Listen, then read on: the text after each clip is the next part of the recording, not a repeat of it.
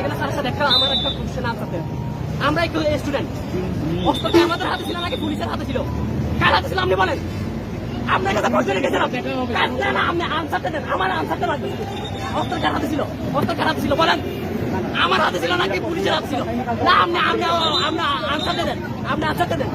আমার নিরাপত্তা বাহিনীর কাছে অস্ত্র থাকবে। নিরাপত্তা বাহিনীর কাছে অস্ত্র থাকবে, তাই বলে এরকম সাধারণ স্টুডেন্টের কাছে গুলি করতে পারবে, এটার অধিকার দেয় না। এখানে গুলি বলছে কি বলে এখানে স্যারের থেকে স্যারকে গুলি দিতে বলতে আমাদের স্টুডেন্ট পুলিশ থেকে হচ্ছে স্যারের গায়ে কেন পড়ছে? শুনেন, স্যারের গায়ে কেন পড়ছে?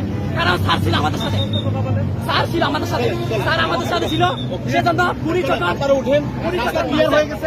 স্যারের গায়ে পড়ছে। শুনো ভাইয়া, স্যারের গায়ে পড়ছে। তোমার দায়িত্ব ভাইয়া আছে। আমাদের সাথে বলছিলাম আমরা জাস্ট একটা কিন্তু এখানে হুট করে এসে